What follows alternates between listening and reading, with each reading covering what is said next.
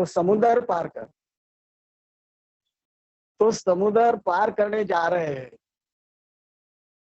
यानी 4 साल होने को आ रहे हैं। तो ये बहुत ही विश्व रिकॉर्ड बनने जा रहा है। तो इसलिए मैं दिल्ली टीम का विशेषता बोधि प्रकाश जी, प्रज्ञा रश्मि जी, इनका बहुत बहुत पुण्यानुमोदन करता हूँ। और आज इस ध्यान संध्या में जो भी सम्मिलित हुए हैं भाई बहन, धर्मचारिणी, धर्मचारीगण, धर्ममित्र, धर्मसहायक, उपासक, उपासिका, बालक बालिका, सभी को मेरा प्यार भरा जय भीम, नमो बुद्धाय।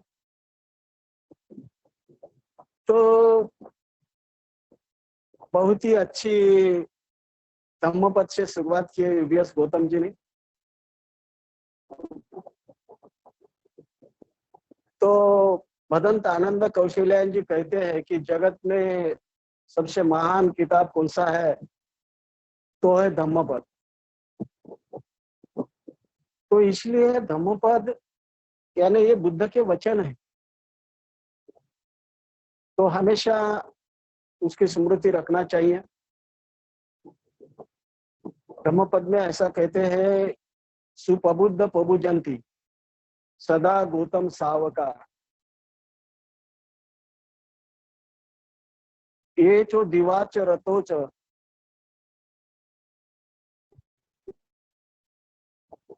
ये चो दिवाच रतोच बुद्ध गता सती। और सुप्रबुद्ध प्रबुजंती सदा गौतम सावका, योच दिवाच रतोच नीच धम्मगता सती।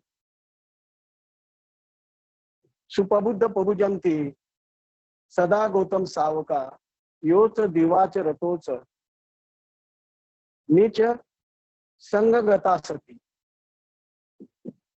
तो इसका अर्थ है तो भगवान बुद्ध के शिष्य है,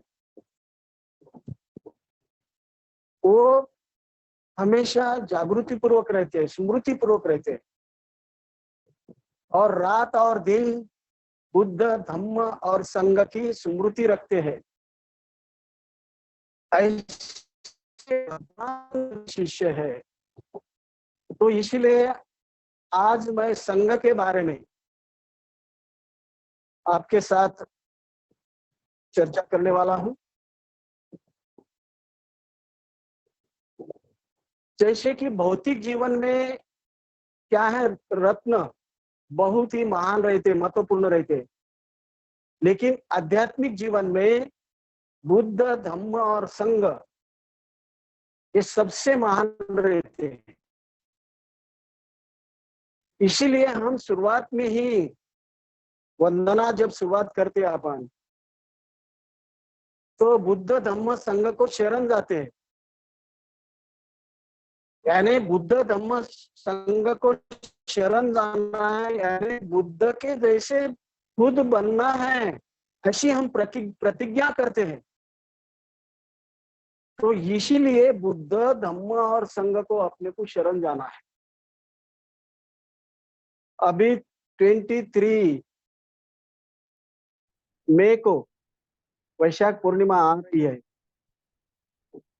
तो वैशाख पूर्णिमा ये समूचे जगत में मनाई जाती है, क्योंकि इस वैशाख 5 घटना घटित। सबसे पहली घटना है कि इस वैशाख पूर्णिमा को सिद्धार्थ का जन्म हुआ है।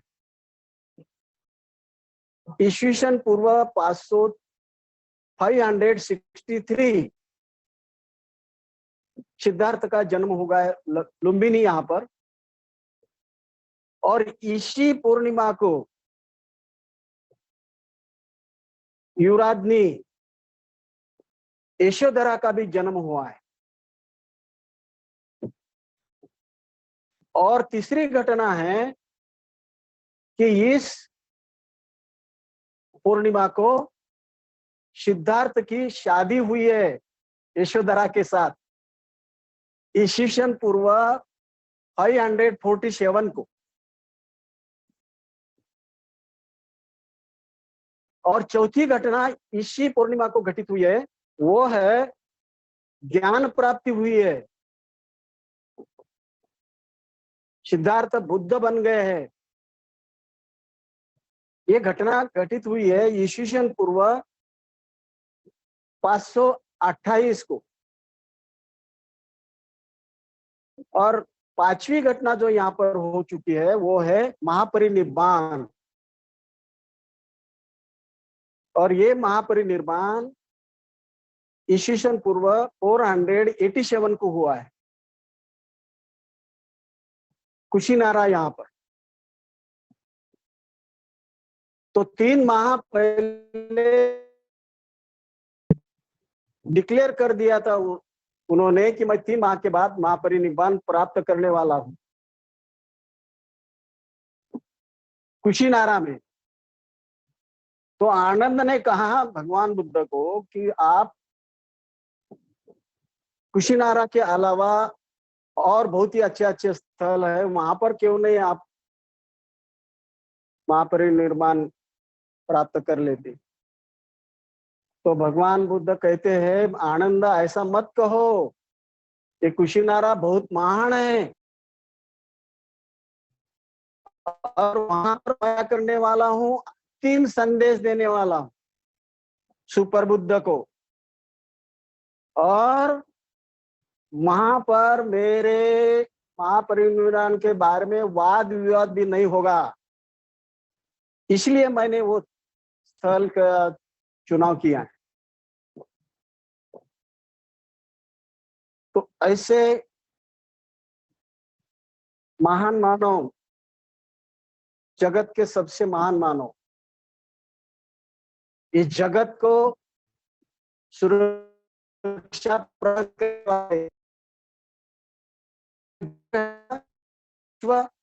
भगवान बुद्ध के वजह से जीवित है, क्योंकि उनका अस्तित्व है समूचे जगत में। तो ये जो भगवान बुद्ध ने न भूतो न भविष्यति ऐसा कार्य इस विश्व में किया है, समूचे मानव कैसे आदर्श मानव बन सकेंगे, प्रबुद्ध मानव कैसे बन सकेंगे, उनके लिए उन्होंने पूरा जीवन समर्पित किया। और उन्होंने महाविनिष्क्रमण किया,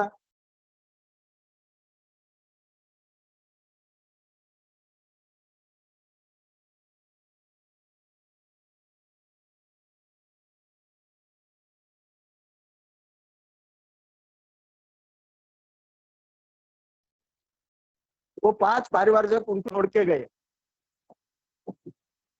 उनको लगा ये अब भौतिक जीवन जी रहा है और इसीलिए वो उनको छोड़ के गए। आज विमल सिद्धि जी कुछ वीक है सिग्नल आपके यहाँ, नहीं तो अपना वीडियो ऑफ कर लीजिए। आवाज नहीं आ रहा है क्या? ऐसे कनेक्शन नहीं है, बीच में ब्रेक हो रही। नहीं नहीं, वैसे अभी कनेक्शन तो सही आपका वीडियो ऑन होने पे ही बनता है, लेकिन अभी मजबूरी। फोन आ गया था, अभी फोन आ गया। अच्छा अच्छा, ठीक है, कंटिन्यू कीजिए। ओके। तो फिर वहां से आत्मक्लेश के बाद में क्षीर प्राशन करने के बाद बुद्ध गया पर गए और वहां पे उन्होंने ध्यान साधना की 4 सप्ताह। और 4 सप्ताह के अंतिम में उनको ज्ञान प्राप्ति हो गई, बुद्धत्व प्राप्त हो गया। तो इसीलिए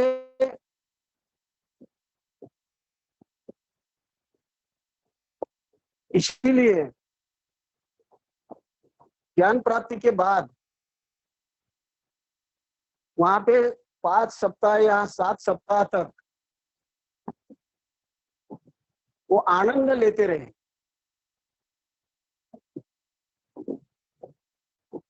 और 5 सप्ताह के बाद उनको लगा अपना ये धम्म किसी को कहना चाहिए। तो वहां से सारनाथ की तरफ जाने लगे। तो रास्ते में उनको एक सन्यासी मिला, नग्न सन्यासी था, और भगवान बुद्ध की तरफ देखने के बाद बहुत ही तेजोमय ऐसा उनका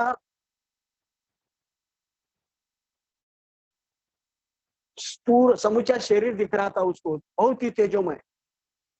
तो वो बहुत प्रभावित हो गया।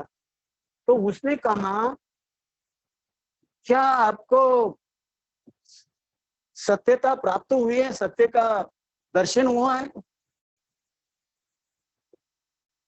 क्या आपको ज्ञान प्राप्ति हुई है?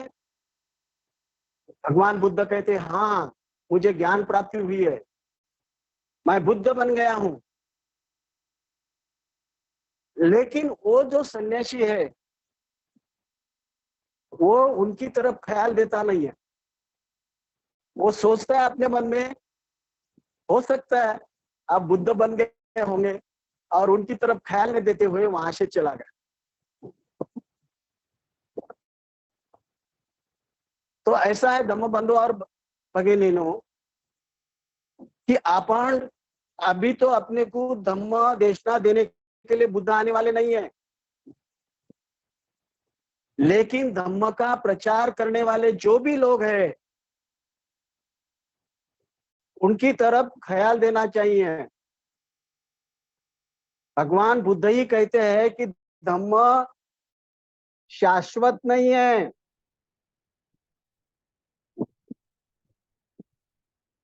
और इसीलिए इस धम्म को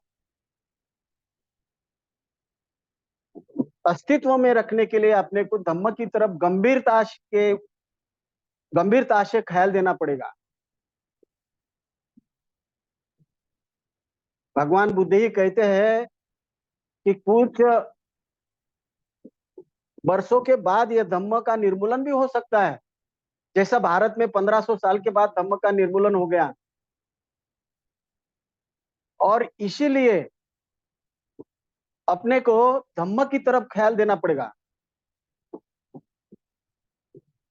भगवान बुद्ध ही कहते हैं कि जैसा धम्म यदि लय हो गया धम्म का, और एक आधे राजा ने ऐसा डिक्लेयर कर दिया कि मैं मेरा आधा राज्य देता हूं, धम्म की कोई मालूमात है तो उसको दीजिए, तो पूरे राज्य में उनको अपना एक हत्ती पे बिठा के एक दूत भेज दिया, लेकिन उसको एक भी आदमी इंसान नहीं मिलेगा धम्म का ज्ञान वाला।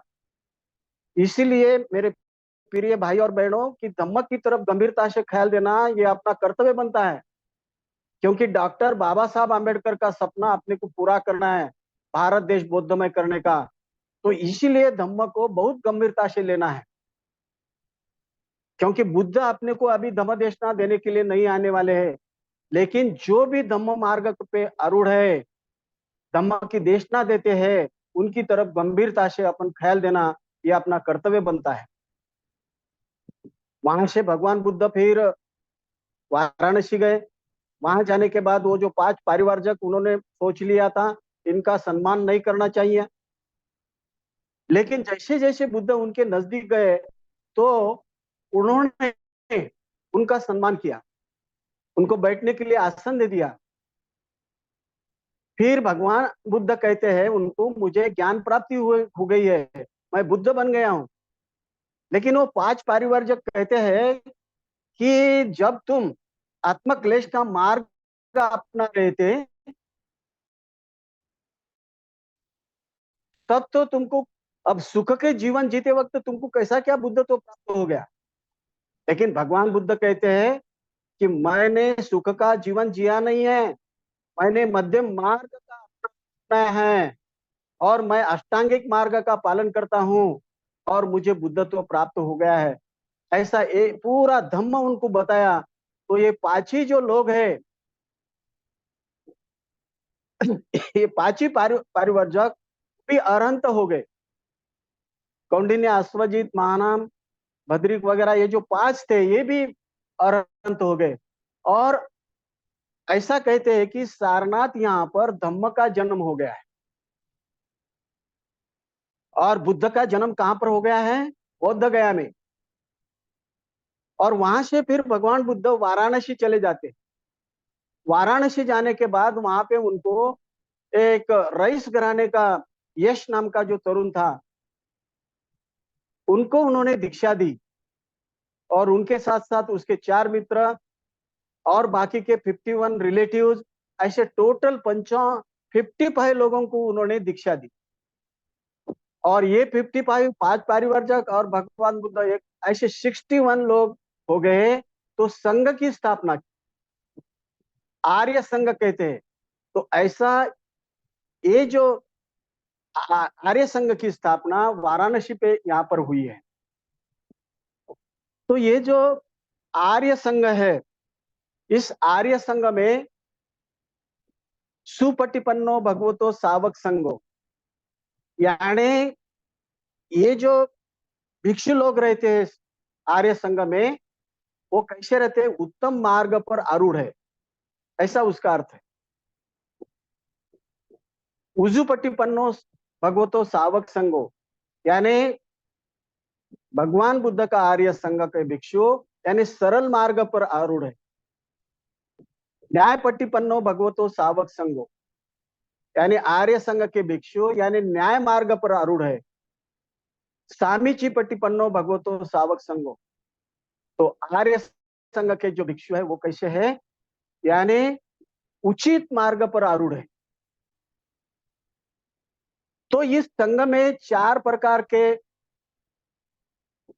महान मानव होते हैं जो उनके 8 मार्ग पर आरूढ़ होते हैं, जैसा कि श्रोतापति फल और श्रोतापति मार्ग, स्कृतागामी फल, स्कृतागामी मार्ग, अनागामी फल, अनागामी मार्ग, अरंत फल, अनागामी मार्ग, अरंत मार्ग।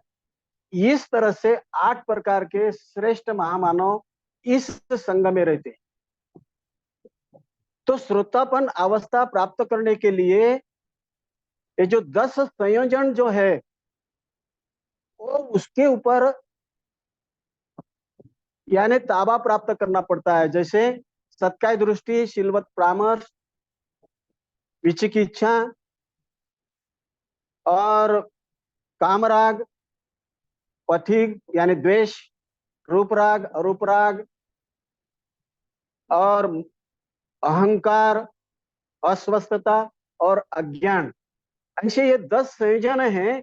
इसके ऊपर विजय प्राप्त करना पड़ता है तो अनंत अवस्था प्राप्त होती है, उसको बुद्ध कहते हैं। तो ऐसे ये जो 10 अवस्था प्राप्त किए वाले जो भिक्षु लोग हैं, जो अनंत हो चुके हैं, वो इस आर्य संघ में है। सो आर्य संघ की स्थापना करने के बाद भगवान बुद्ध ने उनको, ये जो 60 लोग हैं भिक्षु लोग, इनको यानी बौद्ध धर्म का प्रचार करने के लिए भेज दिया समुचे भारत देश में, और अंतरराष्ट्रीय जगत में भी भेज दिए। तो वो सब यानी भारत के बाहर भी, जैसे चीन है, जापान है, श्रीलंका है, ब्रह्मदेश है और पैलेस्टाइन है, इजिप्ट है, यहाँ तक यानी समुचे जगत में बौद्ध धर्म का प्रचार किया। ऐसा बौद्ध धर्म विश्वव्यापी बौद्ध धर्म है। और 1500 साल के बाद जब ये बौद्ध धर्म भारत देश में निर्मूलन हो गया था, तो डॉक्टर बाबा साहब आम्बेडकर जी ने 14 अक्टूबर 1956 को बौद्ध धर्म की दीक्षा दी है और बौद्ध धर्म को पुनर्जीवित किया है। तो डॉक्टर बाबा साहब आम्बेडकर जी ने 1950 को एक किताब लिखा है, भगवान बुद्ध और उनके धम्म के भवितव्य। तो उसमें उन्होंने लिखा है, ये जो भिक्षु संघ है, ये भिक्षु संघ आलसी लोगों की फौज है और वो समाज के लिए कुछ अच्छा योगदान नहीं कर रहे हैं। तो नए संघ की जरूरत है, नए धम्म सेवक की जरूरत है और अंतरराष्ट्रीय संघ की जरूरत है। और इसीलिए ये संदेश बंटी उर्गेन संघरक्षी जी ने डॉक्टर बाबा साहब आम्बेडकर इस बोधिसत्व से लिया, और बोधिसत्व बनते उर्गेन संघरक्षी जी ने रत्न बौद्ध महासंघ की स्थापना की है। और त्रिरत्न बौद्ध महासंघ के जो धम्मचारी रहते हैं वो त्रिरत्न बौद्ध महासंघ के सदस्य रहते हैं, वो दशशील का आचरण करने की प्रतिज्ञा लेते हैं। धम्म के लिए पूरा जीवन समर्पित करना, ऐसा प्रतिज्ञा लेते हैं। धम्म गंभीरता से आचरण करते हैं और धम्म के लिए मरने के लिए भी तैयार रहते हैं। ऐसे धम्मचारी त्रिरत्न बौद्ध महासंघ में है। तो डॉक्टर बाबा साहब आम्बेडकर जी जैसा नेपाल में गए, ब्रह्मदेश में गए, श्रीलंका में गए, तो वहां पे जाने के बाद उन्होंने देखा कि वहां के जो भिक्षु हैं वहां पे आए, उनके पांव धोए दूसरे दूसरे भिक्षु ने और प्रवचन दिया, कितना 2 मिनट में। तो इसलिए डॉक्टर बाबा साहब आम्बेडकर जी कहते हैं कि ये जो भिक्षु है समाज के लिए अच्छा शिक्षा नहीं दे रहे हैं, तो इसीलिए नए संघ की जरूरत है और नए धम्म सेवक की जरूरत है। तो इसलिए ये त्रिरत्न बौद्ध महासंघ की स्थापना की है। तो इस त्रिरत्न बौद्ध महासंघ में जैसा भगवान बुद्ध ने कहा है 50 बातें संघ की एकता के लिए भगवान बुद्ध ने कही है, लेकिन अभी समय कम है, इसलिए मैं 5 बातें यहाँ पर बताने वाला हूँ।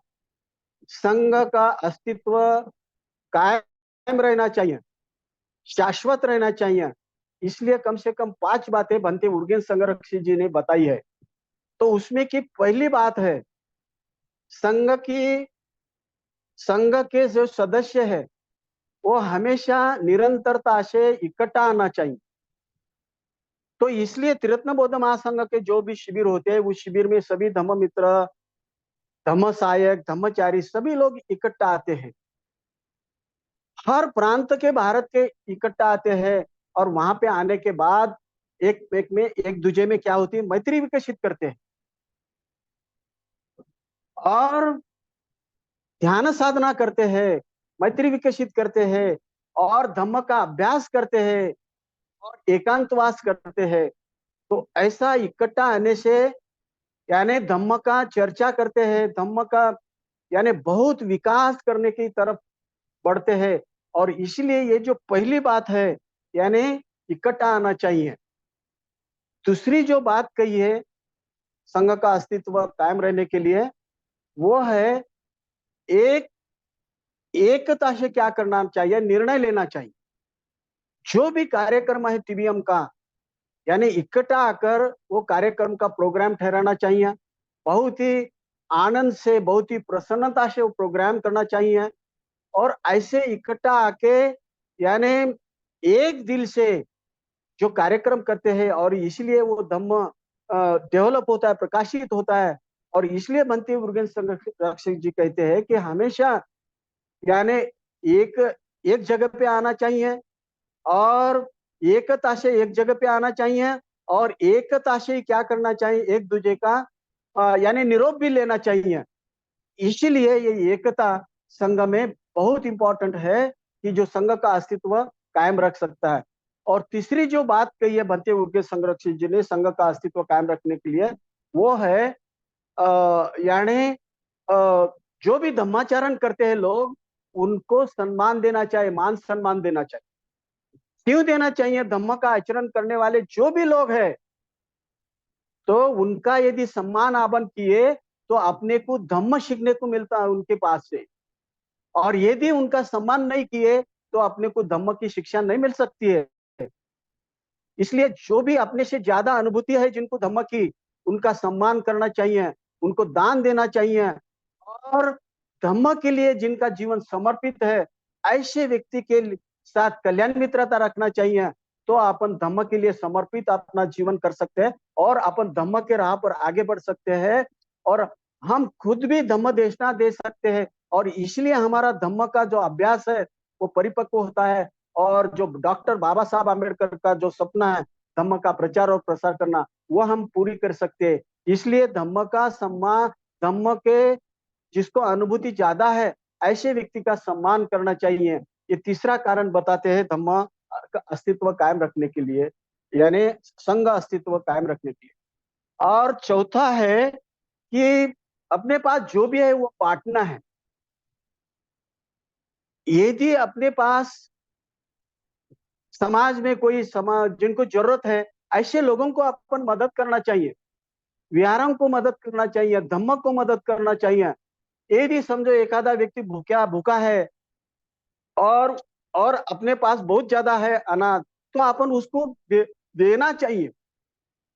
अपने पास यदि मैत्री है, मैत्री का विकास किया है, तो मैत्री का अपन यानी बांटना चाहिए, मैत्री बांटना चाहिए। अपने पास धम्म का ज्ञान है तो धम्म का ज्ञान बांटना चाहिए। ये सब बातें बहुत ही इंपॉर्टेंट रहती है संघ का अस्तित्व कायम रखने के लिए। और इसीलिए कोई कोई राष्ट्र में तो क्या हुआ है, संपत्ति का एकत्रीकरण हो गया है। एक यानी एक एक जो रास्ता है, समझो एक मार्ग के पहले और भूखे कंगाल लोग हैं, एक माइल और रास्ते के आयल और बहुत ही खाना है उसको खाना पचन होता नहीं, ऐसे लोग हैं। तो अपन कैसा मदद किए बगैर रह सकते हैं? उनको मदद करना ये अपना कर्तव्य बनता है। इसलिए अपने पास जो भी है वो बांट के खाना चाहिए।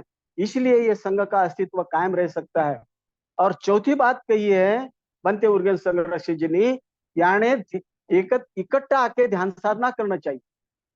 यानी इकट्ठा आके ध्यान साधना यदि किए तो अपन ध्यान साधना के मार्ग पर विकास की राह पर बढ़ सकते हैं और जल्दी से जल्दी बुद्धत्व की ओर बढ़ सकते हैं। इसलिए इकट्ठा आकर ध्यान साधना करना चाहिए। इसलिए ये जो संग्राम है ना, ये उसका ही प्रतीक है। इकट्ठा आकर ध्यान साधना करना, धम्म की चर्चा करना, दो दो माह एकत्रित रहकर सुबुद्धि जी क्या करते हैं, मार्गदर्शन करते हैं। यानी उसका ही ये प्रतीक है, यानी इकट्ठा आकर ध्यान साधना करना। तो इसलिए इकट्ठा आकर ध्यान साधना करने से क्या होता है, यानी यानी ये धम्म के ध्यान साधना में कितनी ज्यादा प्रगति की है अपने धम्म बंधु ने, ये अपने को पता चलता है। इसलिए इकट्ठा आकर ध्यान साधना करना बहुत मायने रखती है। और भगवान बुद्ध के समय में भी यानी भगवान बुद्ध के साथ 2500, 5000, 10,000 ऐसे भिक्षु उनके साथ रहते थे और इकट्ठा आकर ध्यान साधना करते थे। तो इकट्ठा आकर ध्यान साधना करने के धम्म प्रकाशित होता है, धम्म विकसित होता है और समूचे जगत को अपन धम्म देशना दे सकते हैं। समूचे जगत में बौद्ध धम्म प्रचार और प्रसार कर सकते हैं। इसलिए इकट्ठा आकर ध्यान साधना करना बहुत मायने रखते हैं। भगवान बुद्ध के समय में आपको मालूम है, बिंबिसार राजा जो भगवान बुद्ध का बहुत ही अच्छा शिष्य था, भगवान बुद्ध के ऊपर बहुत उसकी निष्ठा थी, लेकिन उसका जो लड़का था अजात शत्रु, उसको वो अच्छा नहीं लगता था। और राजगादी प्राप्त करने के लिए उसने क्या किया, अपने पिताजी का बिंबिसार राजा का खून किया, उनको कैद में डाल दिया और वहां पे ही उनका देहांत हो गया, यानी ठार मार दिया अपने पिताजी को राजगादी के लिए। तो उसका मन इतना अस्वस्थ बन गया, रात और दिन उसको शांति नहीं मिल रही थी, क्योंकि उसने पिताजी का खून किया था। वो क्राइम की भावना उसके हृदय में थी और इसलिए उसको नींद नहीं आ रही थी रात और दिन। तो क्या करना चाहिए, ऐसा सलाह मशवरा उसने, उसका जो वैद्य था जीवक के साथ उसने सलाह मशवरा किया। तो जीवक ने उनको कहा कि आप भगवान बुद्ध के पास जाइए। तो इसलिए वो भगवान बुद्ध के पास जाने के लिए निकला, 500 हाथी पे सवार होकर, उसके अनुयायी और वो खुद 500 हाथी पे सवार होकर जा रहा था भगवान बुद्ध को मिलने के लिए। भगवान बुद्ध एक घने जंगल में थे और वो उसकी तरफ जा रहा था। रात का समय था, घना अंधेरा था। उसके मन में डर पैदा हो गया। उसने जीवक को कहा, क्या तू मुझे शत्रु के हाथ में तो देने जा रहा है? क्या मुझे ठार मारने को जा रहा है शत्रु के हाथ में देके? ऐसा डर लग रहा था उसको। जीवक कहता है, नहीं नहीं नहीं राजन, ऐसा मत सोचिए, अपन भगवान बुद्ध की तरफ जा रहे। और आगे जाने के बाद घना अंधेरा था और वो कहता है, क्या जीवक तू मुझे ठार मारने के लिए शत्रु के हाथ में देने जा रहा है? जीवक कहता है, नहीं राजन, मैं ऐसा नहीं करने वाला हूँ, मैं भगवान बुद्ध की ओर आपको लेके जाना हो रहा हूँ।